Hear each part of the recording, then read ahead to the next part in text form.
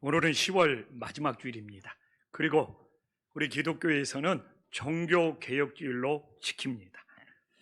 중세교회 타락했던 캐톨릭에서 이렇게 종교개혁자들을 통하여 교회가 다시 한번 새롭게 변화되어서 우리는 기독교 신앙 속에서 예배할 수 있음을 하나님 앞에 감사합니다. 우리 칼빈이 종교개혁을 하였을 때 진정 개혁을 하기 위해서는 5가지가 필요하다고 전해줬습니다. 그런데 한국에는 3가지밖에 전해지지 않는 거예요.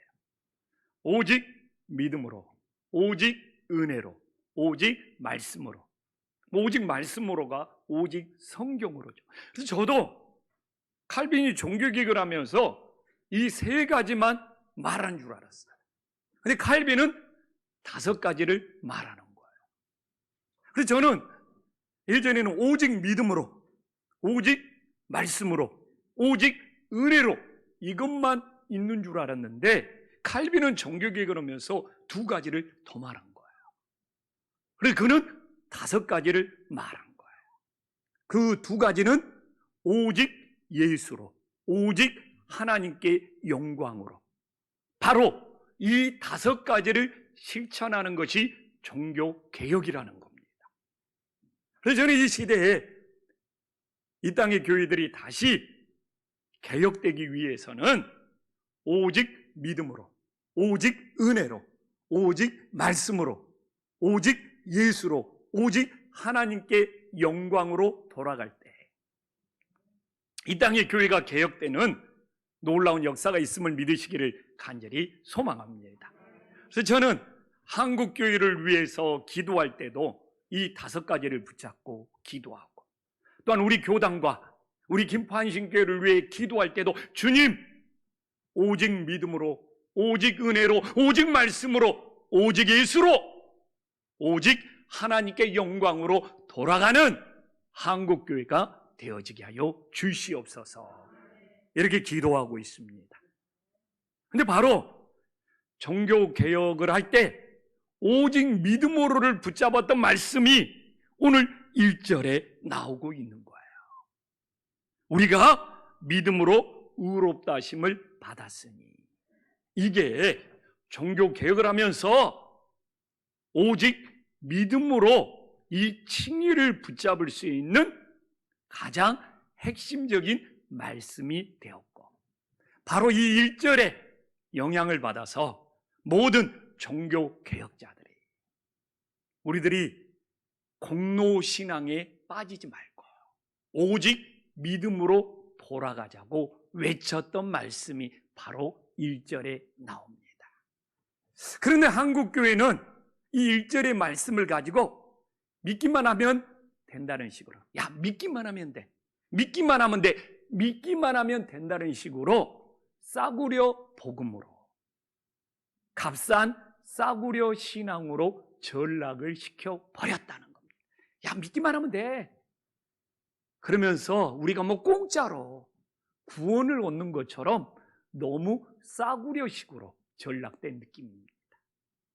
근데 바로 오늘 이 1절은 1장에서부터 4장까지의 나온 말씀의 결론이 5장부터 나오는 거예요. 이 5장 1절부터는 반드시 1장부터 4장까지 무슨 이야기를, 무슨 말씀을 했는지를 알아야지만이 5장 1절에 이 결론이 되는 말씀을 이해할 수 있다는 겁니다.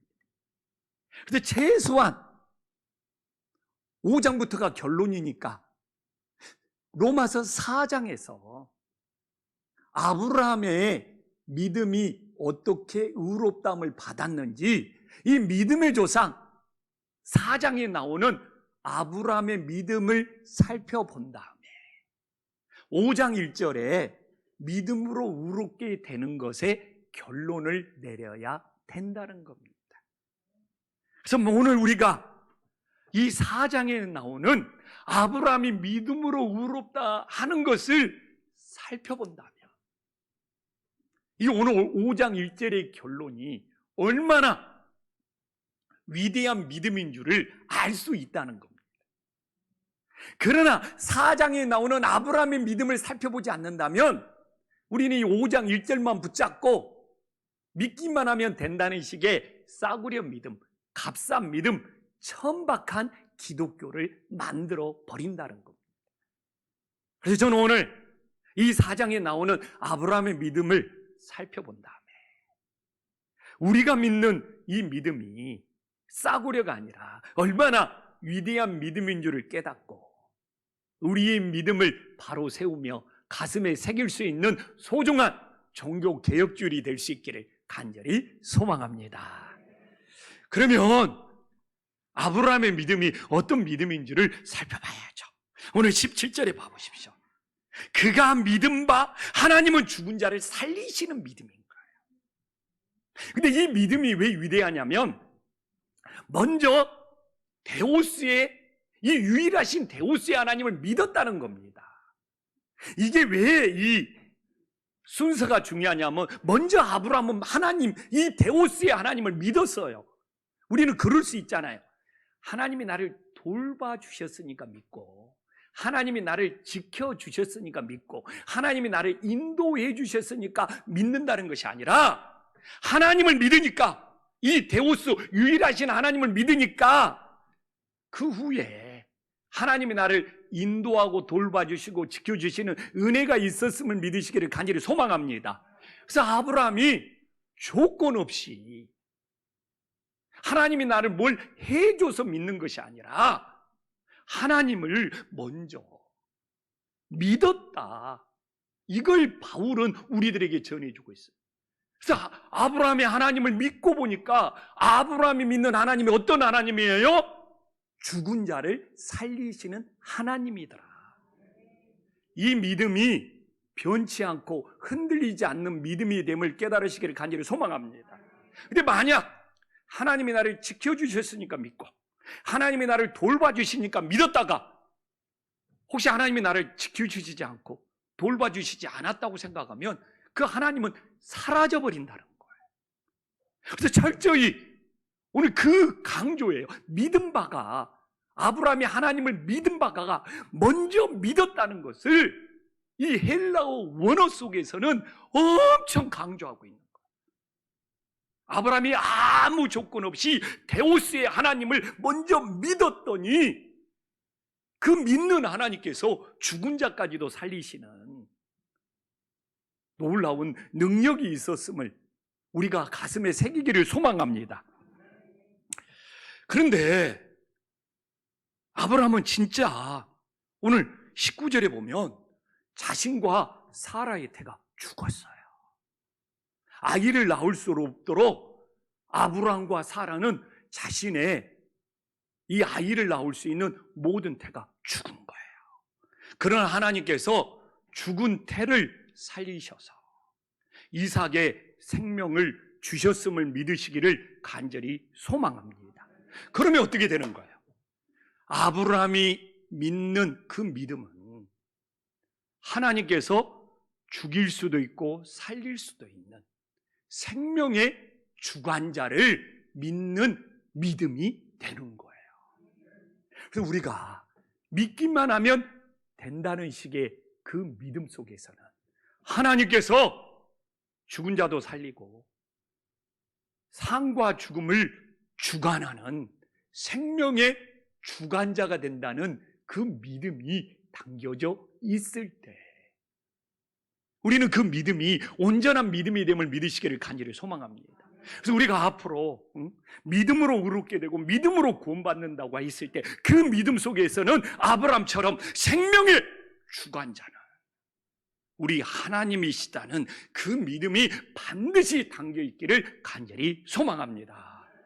그러니까 우리의 믿음은 싸구려의 믿음이 아니에요. 야, 생명의 주관자, 그 하나님을 믿는 믿음인데 또한 우리의 믿음 속에 뭐가 담겨져 있습니까? 오늘 17절에 보면 하나님은 뭐예요? 없는 것을 있는 것처럼 부르셔. 나는 이 말씀이 너무 멋져요. 그냥 그런 거 있잖아요. 착 내 입에 감겨. 없는 것을 있는 것처럼. 이 말씀은 뭡니까? 무에서 유를 창조하시는 하나님. 그렇잖아요. 없는 무에서 말씀으로 있는 유를 창조하시는 하나님. 그럼 우리는 여기까지만 와도 야, 우리의 믿음은 믿기만 하면 된다는 싸구려 믿음이 아니라 생명의 주관자를 믿는 것이 담겨져 있고, 무에서 유를 창조하는 창조주 하나님의 믿음이 담겨 있다는 것을 알 수가 있잖아요. 그래서 우리가 실제 그랬는지 창세기 1장 9절과 10절에 보면 나오잖아요. 하나님이 말씀으로 부르셨어. 그러니까 어떻게 돼요? 그대로 되고, 또 그대로 된 것이 어떻게 됩니까? 하나님 보시기에 좋았다는 아름다운 열매가 있음을 믿으시기를 간절히 소망합니다. 그래서 우리가 10절에 보면 하나님 보시기에 좋았다, 거기에 있다도 계속 하나님이 부르셨다는 말씀이 계속 나오고 있잖아요. 성경에 나온 그대로예요. 하나님의 말씀으로 부르시면 없는 것이 그대로 되어지고, 그대로 되어지는 것이 어떻게 돼요? 하나님 보시기에 정말 좋았다라의 놀라운 역사가 있었음을 믿으시기를 간절히 소망합니다. 그래서 우리가 놓치지 말아야 될 것은 없는 무에서 있는 유가 만들어지기 위해서는 그 안에 뭐가 있어야 돼요? 하나님이 말씀으로 부르시는 역사가 있어야 됨을 깨달으시기를 간절히 소망합니다. 그래서 오직 믿음과 함께 하나님께서 오직 말씀으로 부르셔야 된다. 그래서 오직 말씀으로가 이 종교교육의 신앙 고백으로 들어가는 거예요. 근데 오늘 18절도 보더라도 이 사도 바울은 하나님께서 말씀대로 역사한다는 거예요. 18절에 봐보십시오. 아브라함은 후손이 없었어요. 후손이 없었어요. 근데 하나님께서 제일 중요한 것이 뭡니까? 말씀대로 없는 후손을 부르니까 아브라함의 후손이 많아져서 믿음의 조상, 많은 민족의 조상이 되었음을 믿으시기를 간절히 소망합니다. 그래서 우리가 그냥 오늘도 내 생각대로 기도하면 하나님이 응답해주고, 내 마음대로 기도하면 하나님이 응답해주고, 내 뜻대로 기도하면 하나님이 응답해주는 것이 아니에요. 많은 사람들이 기도에 응답이 없다고 막 원망하고 불평해. 근데 그 사람의 기도가 왜 응답이 없는지를 살펴보면 자기 생각대로 기도하고 있어. 자기 마음대로 기도하고 있어. 자기 원하는 대로 기도하고 있어. 그러면서 하나님이 왜 응답을 안 해주시느냐고. 근데 하나님조차도 없는 것을 부르실 때, 오늘 나오잖아요. 말씀대로 부르실 때 그것이 있는 것이 되는 놀라운 응답의 역사가 있었음을 믿으시기를 간절히 소망합니다. 그래서 혹시 오늘도 내 기도가 응답이 안 되면 내가 말씀대로 기도해야 되는데 내 생각대로 기도해서 응답이 안 되고 있는지 우리 자신들을 돌아볼 수 있기를 간절히 소망합니다. 이야, 그래서 여기까지만 봐도 믿음은 믿기만 하면 된다는 싸구려가 아니라 생명의 주관자가 되신 하나님, 창조주가 되신 하나님을 믿어야 되는구나. 그러면서 아브라함은 또 하나의 믿음을 보여줍니다. 18절에 봐보십시오. 바랄 수 없는 중에 바라고 믿었다는 거예요. 그러니까 인간적인 차원에서는, 인간적인 방법으로는, 인간적인 생각으로는 아브라함과 사라가 잉태하는 것을 바랄 수가 없는 것이 현실이죠. 아브라함도 알아, 사라도 알아. 인간적인 방법으로는 우리들이 잉태하는 것을 바랄 수가 없어요. 그래서 아브라함도 그랬어. 그래서 창세기 15장부터 한번 봐봅시다. 자기가 인간적인 방법으로는 도저히 아브라함과 사라가 잉태할 수가 없으니까 자기의 종 엘리에셀이 상속자가 되었으면 좋겠다. 이거 인간적인 방법을 말하는 거죠.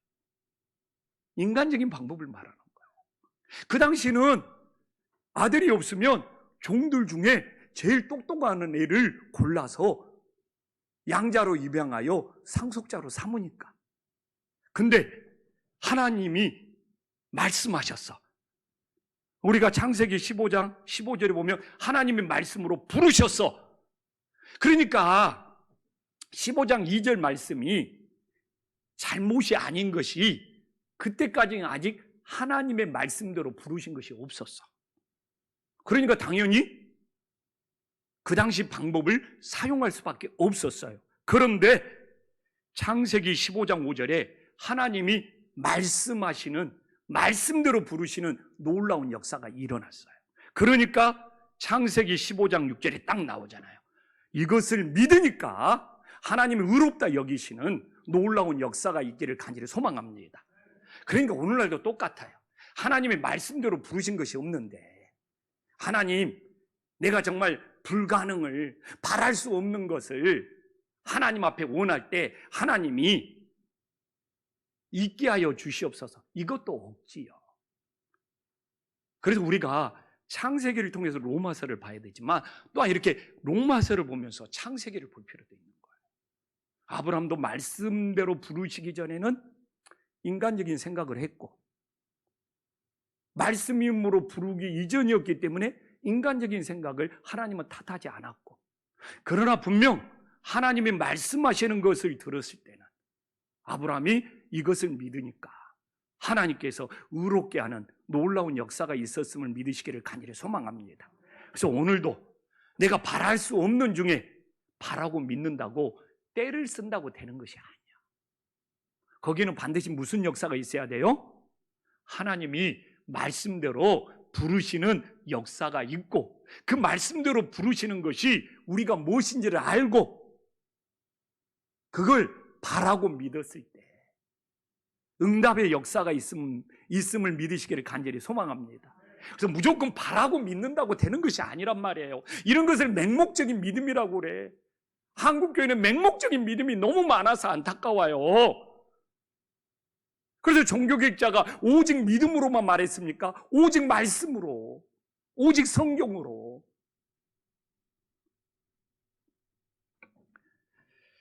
그래서 키에르케고르가 아브라함이 위대한 믿음을 가진 두 가지 이유를 말합니다. 아브라함이 위대한 믿음의 조상이 된 두 가지 이유가 무엇입니까? 하나는 영원한 본향을 바라보고 기대했다는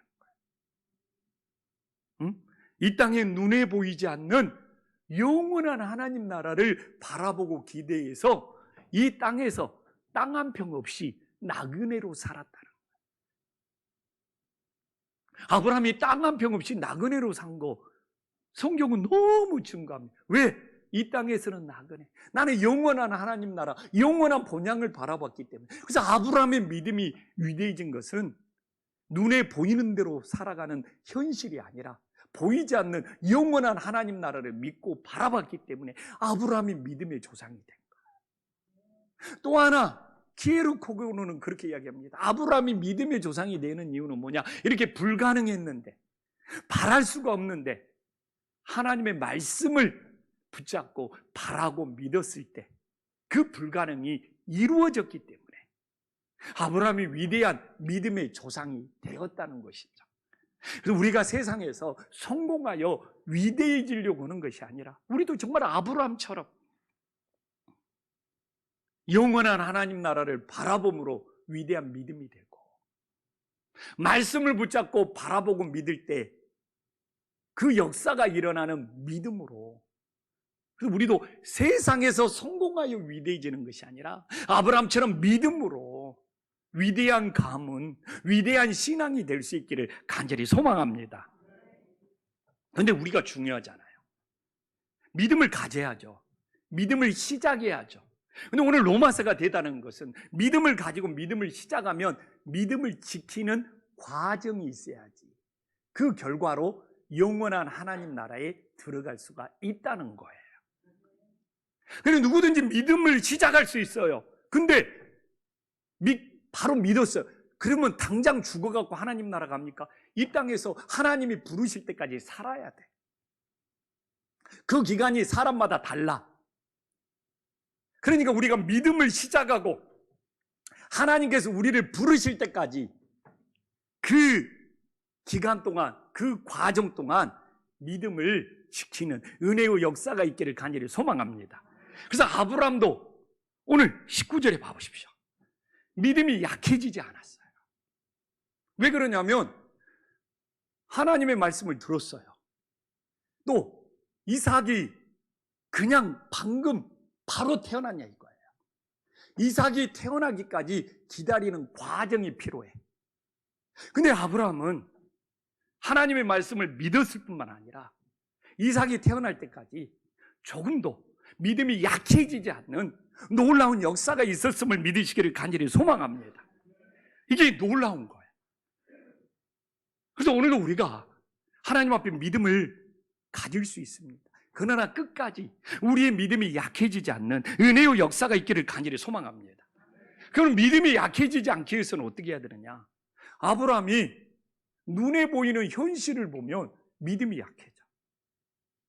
자기의 몸이나 사라의 몸이나 현실은 아기가 생길 수가 없어. 그러나 아브라함과 사라는 오직 하나님의 말씀을 붙잡았기 때문에, 그 말씀이 이루어질 걸 붙잡았기 때문에 믿음이 약해지지 않고 영적 싸움에서 승리할 수 있었음을 믿으시기를 간절히 소망합니다. 오늘날도 영적인 싸움이에요. 이 눈에 보이는 코로나는 우리의 믿음을 약해지게 만들고 있어요. 그러나 우리는 눈에 보이는 코로나가 아니라 오직 하나님의 말씀을 붙잡고 믿음이 약해지지 않고 영적 싸움에서 승리하기를 간절히 소망합니다. 오늘날 이 코로나의 눈에 보이는 현실 때문에 우리의 믿음이 얼마나 약해지고 있습니까? 예전에는 우리가 주일만 교회에 나왔냐고요. 수요예배도 나오고 금요예배도 나오고. 그러나 언젠가부터는 우리의 믿음이, 예배드리는 믿음이 약해졌어. 예전에 새벽 기도를 얼마나 많이 나왔습니까? 한세기 때도 많이 나왔습니다. 그러나 코로나를 겪으면서 믿음이 약해지고 기도가 약해져 버렸어요. 돌아보십시오. 나는 무슨 믿음이 약해? 코로나 이전에는 하나님께 헌신하고 봉사도 했어.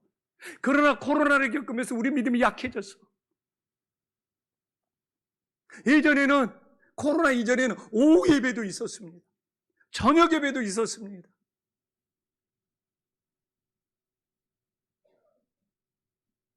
근데 권사교육을 1시에 온다 그러면 너무 늦게 오니까 당겨달라는 거예요.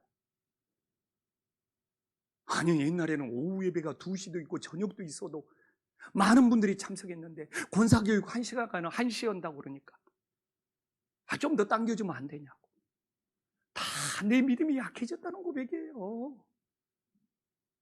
그래서 우리는 진짜 내 영혼이 깨어있고 살아있는 믿음이 되려고 하면 내 믿음이 뭐가 약해지고 있는지, 나는 이 코로나 속에 무슨 믿음이, 기도하는 믿음이 약해지고 예배드리는 믿음이 약해지고 주님께 헌신하는 믿음이 약해지고, 그걸 알아야지 회복의 역사가 있음을 믿으시기를 간절히 소망합니다. 이렇게 믿음이 약해지면 앞으로 우리가 어떻게 되겠습니까?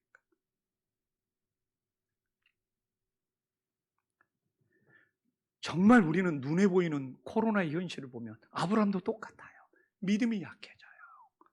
우리는 눈에 보이는 현실이 아니라 오직 하나님의 말씀을 붙잡고 나가짐으로 믿음이 강해지는 놀라운 역사가 있기를 간절히 소망합니다. 근데 믿음이 약해지다 보면 어떤 역사가 일어납니까? 20절에 보면 믿음이 없어져. 믿음이 없어졌다는 증거는 뭡니까? 자꾸 의심이 찾아와. 하나님에 대한 의심, 교회에 대한 의심, 목사에 대한 의심, 자꾸 의심이 찾아온 사람들은 자기 의심을 정당화시키기 위해서 꼬투리를 찾으려고 그래. 의심이 생기니까 어떻게 해요? 내 의심이 합법적이다는 것을 보여주고 싶어서 꼬투리를 잡으려고 그래요. 그래서 봐봐, 내가 의심한 것이 맞잖아, 이걸 증명하고 보여주고 싶어 하는 거예요. 그래서 나는 믿음이 없어지지 않았어. 아니에요. 자꾸 하나님에 대해서, 교회에 대해서, 성경에 대해서, 주님께 봉사하는 것에 대해서 의심이 찾아오면 그건, 믿음이 약해지는 것은 노란불이지만 믿음이 없어져서 의심이 찾아오는 것은 빨간불이에요. 그래서 믿음이 나는 없다, 이런 사람이 없어요. 의심이, 끊임없이 밀려오는 거예요. 그리고 그 의심으로 꼬투리를 잡아요. 그리고 그 꼬투리로 자기 의심이 정당하는 것을 보여주고 싶어서 갈등과 다툼을 일으키는 거예요. 부부가 서로 의심해 보십시오. 상대방의 꼬투리를 잡아가지고 내 의심이 정당하는 것을 보여주려고 하다가 부부 사이에 갈등과 다툼이 심해지잖아요. 이게 똑같은 원리로 모든 분야에 정해지는 겁니다. 적용되는 겁니다. 근데 바울은 믿음이 견고해지면 어떤 증상이 일어납니까? 하나님께 영광 돌려. 내가 하나님께 영광 돌리는 일이 많아지면 내 믿음이 견고해지고 있구나. 내 믿음이 견고해지고 있구나. 이런 놀라운 역사가 있기를 간절히 소망합니다. 그래서 믿음이 견고해지면 자기를 안 드러내. 자기가 뭘 했다고 안 나타내. 하나님께 영광 돌리지. 이게 자기를 자꾸 나타내고 자기를 자꾸 드러내고 자기를 자꾸 인정받으려고 한 것도 믿음이 견고해지는 건 아니에요. 진짜 믿음이 견고해지면 하나님께 영광 돌려요. 제가 수요예배를 제가 설교지만 그 수요예배 말씀에 제가 은혜를 받았어요. 바로 다니엘의 2장 30절 보면 왜 이렇게 은혜가 됩니까? 다니엘이 놀라운 능력을 받았죠. 이 은밀한 것을 깨닫는 지혜를 받았어. 근데 다니엘 고백 봐보십시오. 다니엘 고백. 이 은밀한 것을 나타내시면 내 지혜가 모든 사람보다 낫기 때문이 아니라는 거예요. 자기는 하나님의 도구로 쓰임받는다고, 이 일에 하나님의 도구로 쓰임받는다고 하나님께 영광 돌려요. 왜 이렇게 찔리든지 정말 회개했어요. 되게 이 말씀이, 오직 제가 이 말씀에 은혜 받고 찔렸으면 오늘 이렇게 나누겠냐고요. 그래도 나는 다른 목사보다 좀 더 낫겠지. 우리 김포한신교회는 이 코로나 시기에 다른 교회보다 더 낫겠지. 내가 이 마음을 안 가졌으면 거짓말이죠. 이게 교만이구나. 이게 하나님께 영광 안 돌리는 거구나. 내가 더 낫다는 생각을 갖지 말아야 되는데 하나님이 나를 지금 이 일에 도구로 사용하고 계시는구나. 우리 김포한신교회를 선교의 도구로 사용하고 계시는구나. 근데 다른 데하고 비교하면서 그래도 우리가 더 낫겠지. 근데 우리 성도님들도 그럴 수 있잖아요. 오늘 내가 그래도 주일날 예배에 나왔으니까 다른 사람보다 내 믿음이 더 낫겠지. 그래도 코로나 시기에 내가 이만큼 하면 다른 사람보다 더 낫겠지. 자꾸 더 낫겠지. 이건 하나님께 영광 돌리는 것이 아니라 자기를 드러내는 교만이 된다는 것이죠. 저는 정말 찔렸어요. 찔리면서 은혜 받았어요. 성도님들보다 저는 그 생각을 훨씬 많이 할 수 있죠. 이 교회가 다른 교회보다 좀 더 낫고 또 제가 하나님 앞에 정직하게 목회하는 것이 다른 목사들보다 좀 더 낫지 않냐? 이런 생각을 진짜 가졌었어요. 근데 이 말씀이 왜 이렇게 찔리고 은혜가 되는지 이제 내려놔야 되겠다. 내가 남들보다 좀 더 낫다는 생각. 하나님 정말 십자가에 못 박게 하여 주시옵소서. 그랬을 때 진짜 하나님께 영광 돌릴 수 있습니다. 그게 믿음이 견고해지는 겁니다. 이런 동일한 은혜가 우리 성도님들에게도 찾아올 수 있기를 간절히 소망합니다. 그러면 지금 우리는 아브라함의 믿음을 살펴보고 있잖아요. 근데 그럴 수 있어요. 아브라함의 의로움과 오늘날 우리의 의로움이 무슨 상관이 있습니까? 진짜 이런 고민할 수 있어요. 근데 먼저 아브라함의 의로움부터 살펴보자고요. 그리고 우리의 의로움과 한번 연결시켜 보자고요. 아브라함의 의로움은 22절에 나오고 있잖아요. 네. 그래서 그것을 찾아야 돼요. 그것은 바로 21절에 나와 있어요. 하나님의 약속하신 그것을 또한 능히 이루실 줄을 확신하였다. 그게 그것이에요. 22절의 그것은 21절에 나온 내용이 22절에 그것이 되어서 의롭다함을 인정받은 거예요. 그건 중요한 거예요. 이 약속, 하나님의 말씀의 약속이 있어야 된단 말이에요. 오늘 이 로마서 4장이 위험한 이유가 뭔지 압니까? 하나님의 약속의 말씀이 빠져버리면 진짜 맹목적인 신앙, 무서운 신앙이 되어버리는 거예요. 그래서 이 본문을 교회 역사 속에 설교를 많이 안 했더라고요. 이 약속의 말씀이 빠져버리면 하나님이 막 불가능도 내가 바라만 보면 막 해줘야 되고, 막 하나님이 없는 것도 있는 것으로 만들어줘야 되고, 근데 반드시 그 사이에는 하나님이 약속의 말씀으로 부르시는 것이 있어야 됨을 깨달으시기를 간절히 소망합니다. 안 그러면 괴물신앙이 되어버린대요. 괴물신앙이. 그러니까 오늘도 아브라함을 의로 여긴 그것이 뭐냐? 21절에 약속하신 거. 약속이 뭡니까? 하나님의 말씀으로 약속하신 거지. 그것이 어떻게 돼요? 이루어질 것을 이 확신했다는 뜻이 뭔지 압니까? 헬라를 보면 하나님이 성취한다는 거예요. 하나님이 반드시 이루신다는 거예요. 성취한다는 거예요. 이게 확신은 그냥 내가 확신이 아니라 하나님이 약속하신 말씀을 성취하는 놀라운 역사가 있기를 간절히 소망합니다. 그래도 오늘도 우리가 의롭게 되기 위해서는 하나님이 약속하신 말씀이 성취되었구나를 확신하고 믿기를 간절히 소망합니다. 응? 우리가 십자가에서 죽으신 예수님의 보혈이 우리를 구원하신다는 그 약속의 말씀을 붙잡을 때 하나님이 그 약속의 말씀을 성취하고 이루어지시는 놀라운 역사가 있음을 믿으시기를 간절히 소망합니다. 이제 연결해야죠. 아브라함은 약속의 말씀이 성취될 걸 믿음으로 의롭게 되었어요. 연결해야죠. 근데 나는 바울을 보면서 놀래요. 그래서 나도 정말 바울처럼 하나님의 말씀을 전하는 설교자가 되고 싶다. 봐보십시오. 17절과 24절에 연결시킵니다. 와, 나는 놀랬어요. 아브라함도 하나님이 죽은 자를 살리시고 우리도 결국 죽은 자를 살리시는 하나님을 믿음으로 연결된다는 거예요. 아니, 아브라함, 우리 사도 바울은 어떻게 이렇게 연결시킬 수 있죠?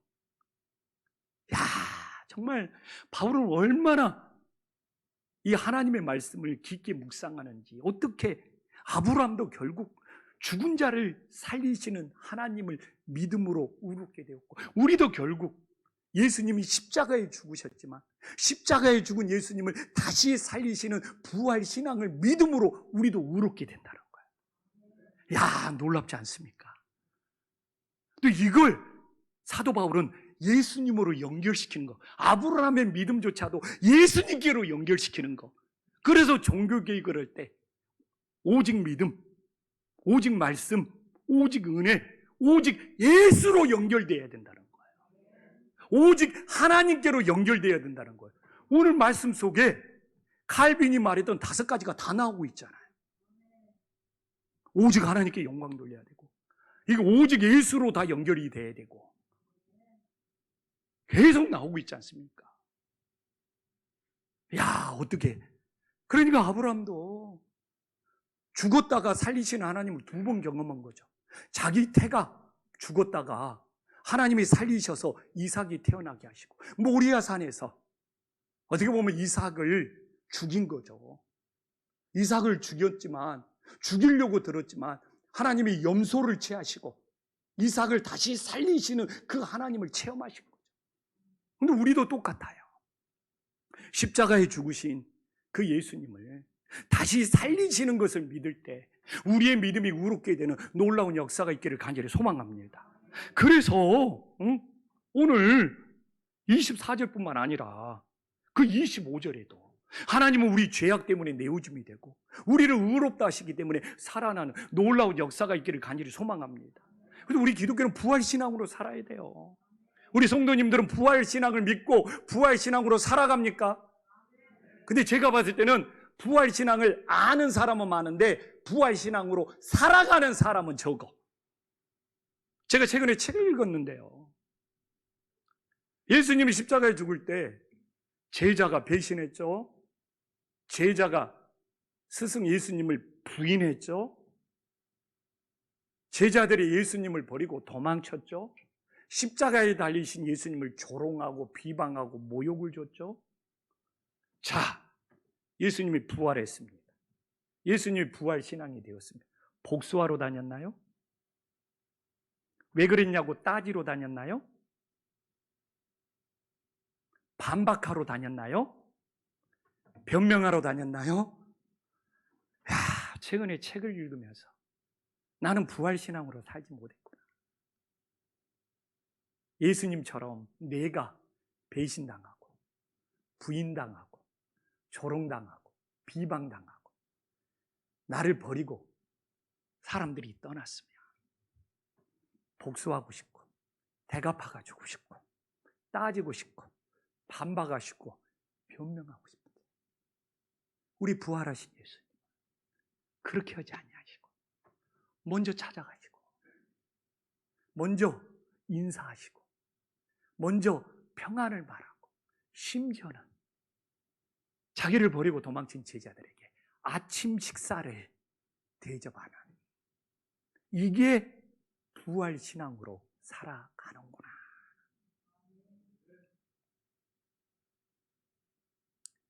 우리는 부활신앙을 믿는다고 하면서 예수님처럼, 그래서 예수님이 40일 동안 부활하고 40일 동안 이 땅에 머무신 이유는 부활신앙으로 사는 것이 뭔지를 보여주기 위해서. 기독교는 부활을 말하지만 부활신앙으로 살기를 않아요. 제가 이번에 노예를 하면서 후배가 노예 중에 상처를 받았어. 저한테 앞으로 대갚아줄 거예요 막 이런 이야기를 하더라고요. 그래서 부활신앙으로 사는 것이 뭐냐, 예수님이 부활하고 나서 그 배신, 그 부인, 십자가에서 얼마나 수치와 모욕을 받았습니까? 예수님을 버리고 도망쳤습니까? 예수님이 대갚아주라, 복수하라, 반박하라, 변명하러 다니더냐. 그래서 반박하거나 변명하지 말고 부활신앙으로 살아라.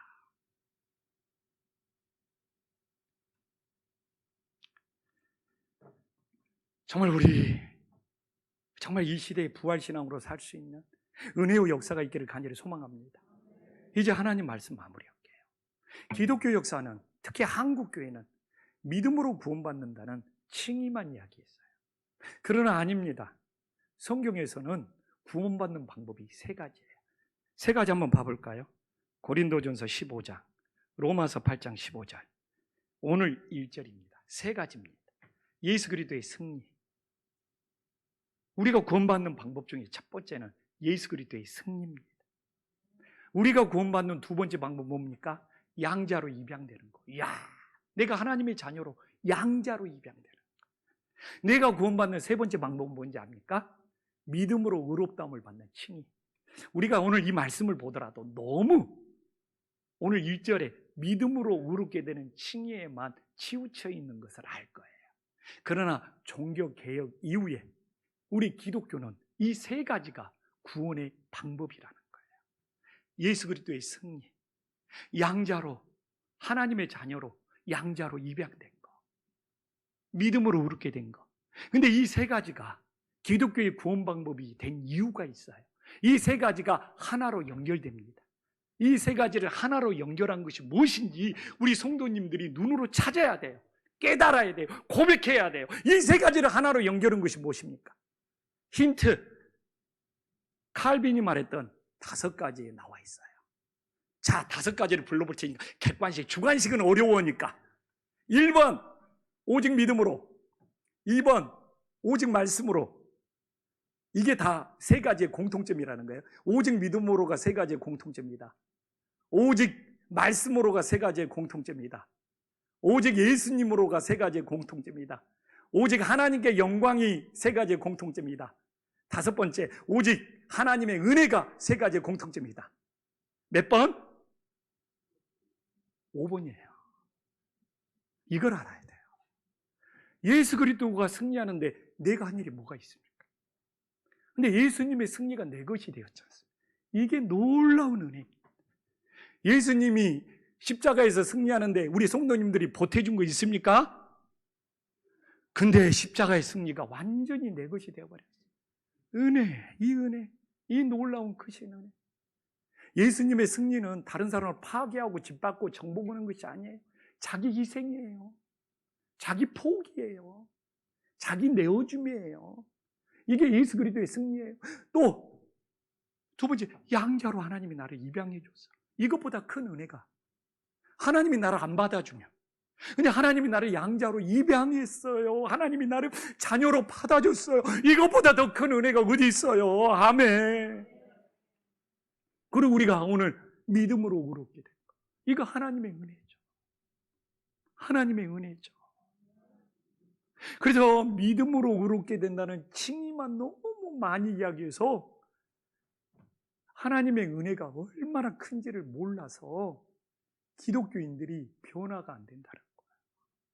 그래서 우리는 이렇게 예수님의 그리스도의 승리의 은혜, 하나님이 나를 양자로 입양해 주신 은혜, 믿음으로 의롭다 하심을 받은 이 은혜를 알 때, 아, 하나님의 은혜가 이렇게 크구나 하면서 내 삶이 변화되고 바뀐다는 거예요.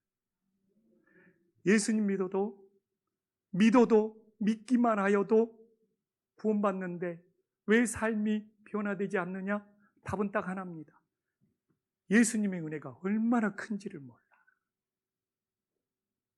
이 믿기만 하면 된다는 식의 단점, 삶을 변화시키지 못하는 이유는 예수님의 은혜가, 하나님의 은혜가 얼마나 큰지를 몰라.